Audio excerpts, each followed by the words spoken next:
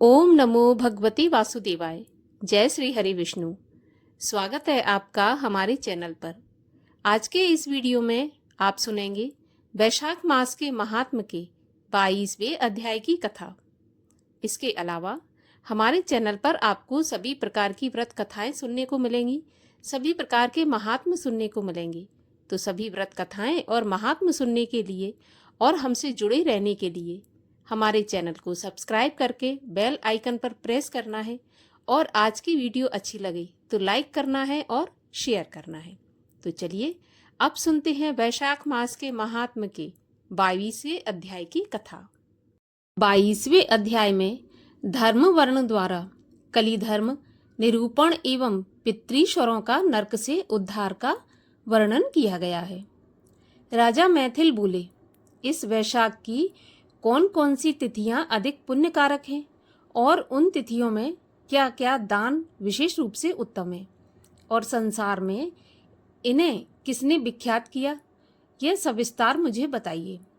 यह सुनकर श्रुतदेव जी कहने लगे, वैशाख में मेष के सूर्य की 30 तिथियां बड़ी उत्तम हैं, जिनमें एक एक तिथि में दान करने से कोटि गुना फल प्राप्त होता है। एक एक तिथि में स्नान, दान, तप, होम, पूजा आदि करने से तुरंत मुक्ति होती है। कथा सुनने से रोग अथवा दरिद्रता से पीड़ित दुख भी दूर हो जाते हैं।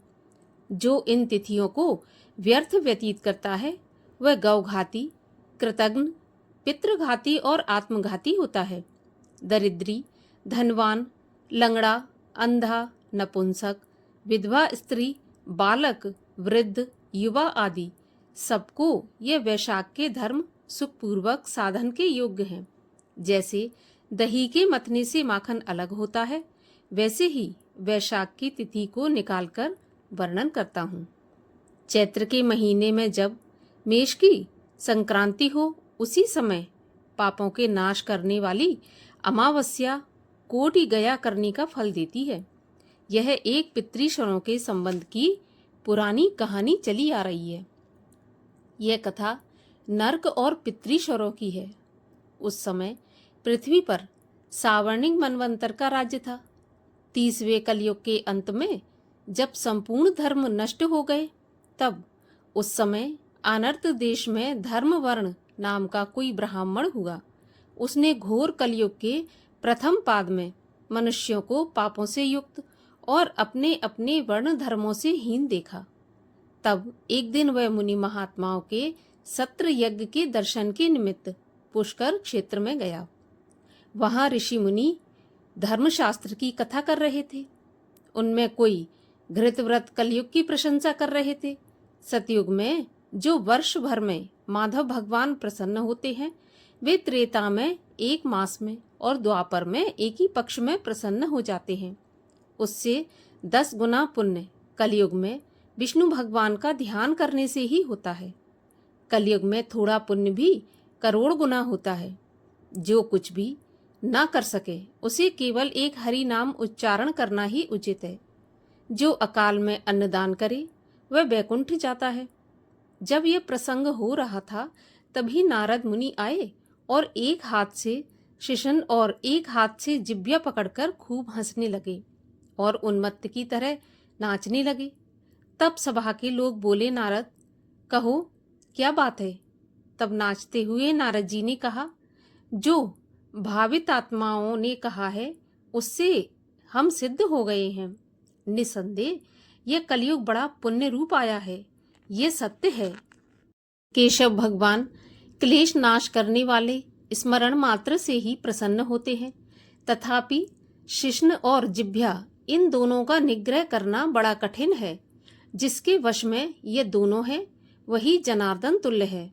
अतएव कलयुग के आगमन में आप लोगों का यहाँ ठहरना उचित नहीं है। ये पाखंडमय भारत को छोड़कर सुखपूर्वक अन्यत्र जहाँ कहीं मन प्रसन्न हो वहाँ जाओ।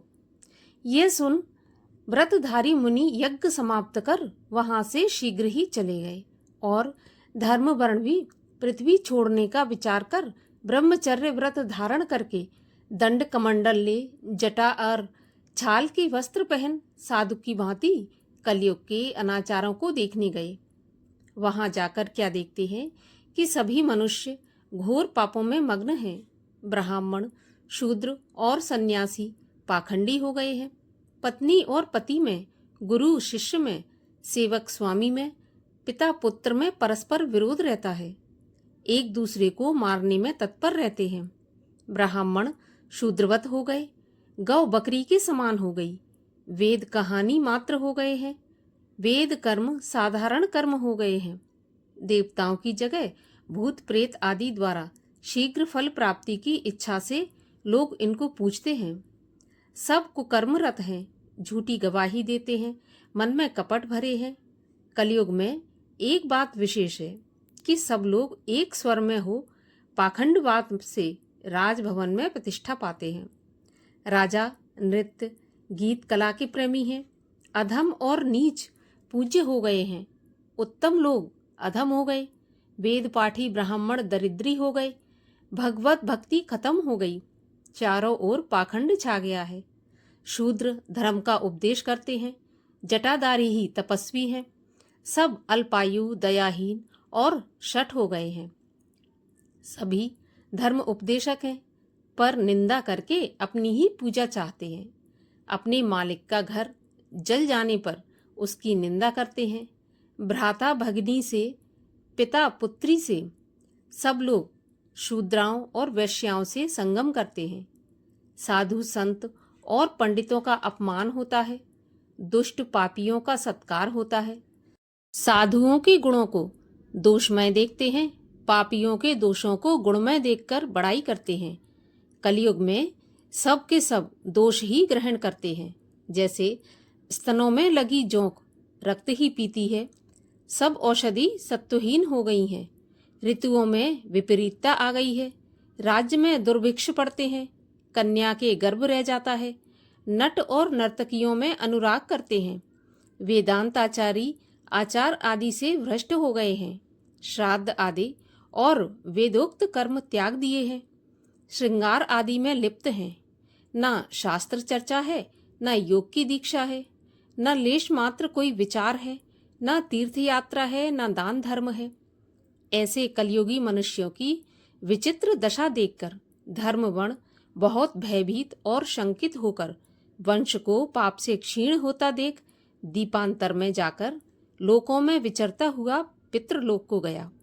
वहां अपने पितृगणों को बड़े भयंकर दुखों में दौड़ते हुए, रोते हुए, गिरते हुए, अंधकूपों में पड़े हुए त्राहि त्राहि करते हुए देखा, जिन्हें किसी प्रकार का सहारा नहीं था। उन्हें देखकर वह विस्मित हुआ और दयालु होकर बोला, तुम कौन हो? तुमने ऐसे कौन से दुष्कर्म किए हैं जिनसे तुम यहाँ पर पड़े हो? तुम किस गोत्र में उत्पन्न हुए हो और तुम्हारा कैसे उद्धार होगा? ये सब मेरे सामने कहो, तुम्हारा आज ही कल्याण हो जाएगा। धर्म वर्ण के ऐसे वाक्य सुनकर दुख से व्याकुल पितृश्वर प्रसन्न हो दीन वाणी से कहने लगे, हम श्रीवत्स गोत्री हैं। हमारा वंश पापों से क्षीण होने के कारण निसंतान है।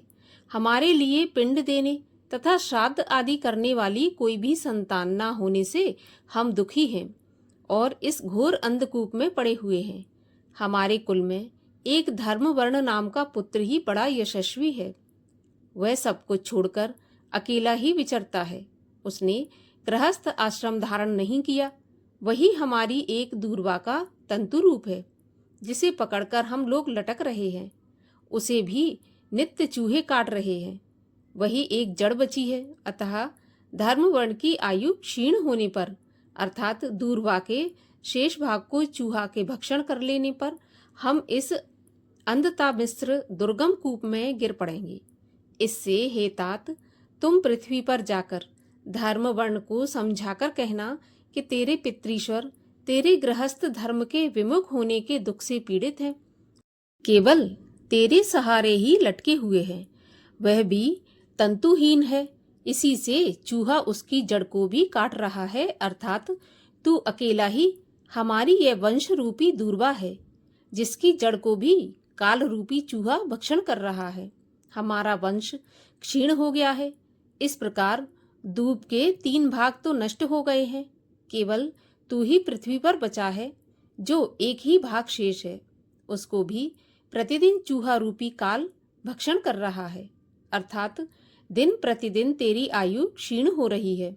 तेरे मरने और तेरी संतान न होने पर हम और तू सब अंधता मिश्र कूप में पड़े रहेंगे। इसलिए गृहस्थ धर्म ग्रहण करके संतान की वृद्धि करें। यदि कोई उनमें से गया को जाए या अश्वमेघ यज्ञ करे या नील वर्ण या साण छोड़े या कोई वैशाख माघ या कार्तिक में हमारे निमित्त स्नान श्राद्ध व दान करे तो निश्चय ही हमें ऊर्ध्व गति मिलेगी और नरकों से उद्धार होगा। यदि कोई विष्णु भक्त हो या एकादशी का व्रत करे या पाप नाशक कथा सुने तो उसकी 100 पीढ़ी पीछे की और 100 पीढ़ी आगे की नरक में जाने से बचेंगी। धर्महीन अनेक पुत्रों से तो धर्मावतार कुलदीपक एक ही पुत्र बहुत होता है। तुम ऐसे सत्यवाक्य समझाकर धर्म वर्ण को गृहस्थ धर्म में प्रवृत्त करो। पितृश्वरों के ऐसे वचन सुनकर धर्म वर्ण बड़े अचंभे में पड़ा और कांपने लगा तथा रोता हुआ हाथ जोड़कर नमस्कार करके बोला, महाराज, मैं ही दुराग्रही तुम्हारा वंशधर धर्मवर्ण हूँ। मैंने यज्ञ में महात्मा नारद जी के कहे हुए वचन सुने कि कलयुग में किसी की भी जिह्वा और शिश्न वश में नहीं रहते। अतः पृथ्वी पर अनेकों पापी मनुष्यों को देखकर कुसंगत के डर के मारे द्वीपांतरों में विचरता रहा। सो 3 पाद तो व्यतीत हो गए। इस तरह इस कलयुग के अंतिम पाद में भी 3.5 भाग व्यतीत हो गए। मैंने अब तक आपका दुख नहीं जाना। पृथ्वी पर भार स्वरूप मेरा जन्म बेकार ही हो गया। जो कुल में उत्पन्न होकर पितृश्वरों का दुख दूर नहीं किया, अर्थात उनका ऋण नहीं चुकाया, मैं अब आपकी आज्ञा पालन कर देव, ऋषि एवं पितृश्वरों को तर्पण करते हुए विष्णु भगवान की पूजा अवश्य करूंगा और ऐसा आशीर्वाद भी मांगा कि सांसारिक कर्मों के करने पर मेरे सत्कर्मों पर कलयुग की कोई बाधा मुझे न सताए। हे राजन, धर्म वर्ण के ऐसा कहने पर पितृश्वर संतुष्ट होकर बोले, पुत्र, हम तेरे सहारे टिके हैं। अतः तू गृहस्थ धर्म में प्रवृत्त होकर संतान उत्पन्न करके हमारा उद्धार कर।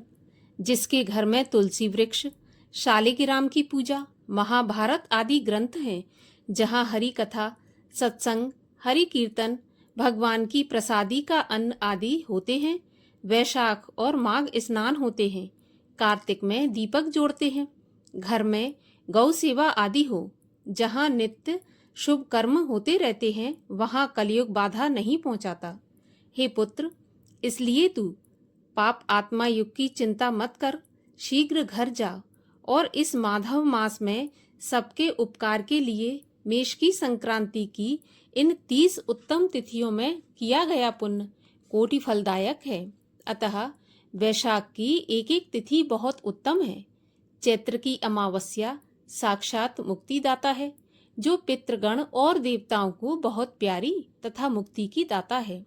अमावस्या को पितृश्वरों के निमित्त श्राद्ध आदि करना, जल का घड़ा दान, पिंड दान, गया में श्राद्ध आदि करना बहुत फलदाता है, इसमें संदेह नहीं है। मधुमास में अमावस्या को जल से पूर्ण कुंभ, जिसमें कपूर और अगर की वासना हो, दान करें तथा जल सहित करीर का दान करने से अपने कुल का उद्धार करता है। पितृलोक में कुंभदान अमृत वर्षणी नदी है, जो श्राद्ध दान की देने वाली है। अन्न, दाल, घी, अपूप, लेह और खीर आदि का प्रसार करती है। अतएव तू पृथ्वी पर शीघ्र जाकर सत्कर्म कर और सबके उपकार के लिए उत्तम संतान उत्पन्न करके धर्म, अर्थ और काम में संतुष्ट हो। उसके बाद मुनि की वृत्ति धारण करके सुखपूर्वक द्वीपों में विचरण करो। पितृश्वरों की ऐसी आज्ञा पाकर धर्मवर्ण शीघ्र ही पृथ्वी पर आया और चैत्र मास में मेष की संक्रांति के दिन प्रातःकाल स्नान कर देवता, ऋषि एवं पितृश्वरों को तर्पण कर जल का भरा घड़ा दे और पाप नाश करने वाला श्राद्ध करके अपने पितृ वर्ग को ऐसी मुक्ति दी जिससे वे आवागमन से छूट जाएं। फिर अपना विवाह किया जिससे सुंदर संतान उत्पन्न हुई। उसके बाद संसार में इस पाप नाशनी तिथि को प्रख्यात करके स्वयं प्रसन्न हो गंधमादन पर गया। इसलिए यह मधुमास की अमावस्या बहुत शुभ है। इसके समान संसार में कोई तिथि न देखी है और न सुनी है। इस प्रकार से वैशाख मास के महात्म के 22वें अध्याय की कथा यहीं पर समाप्त होती है। इसके आगे की कथा सुनने के लिए चैनल को सब्सक्राइब अवश्य कर लीजिए, बेल आइकन पर प्रेस कर लीजिए और अगर आज की ये कथा अच्छी लगी हो तो लाइक करके शेयर भी कर दीजिए।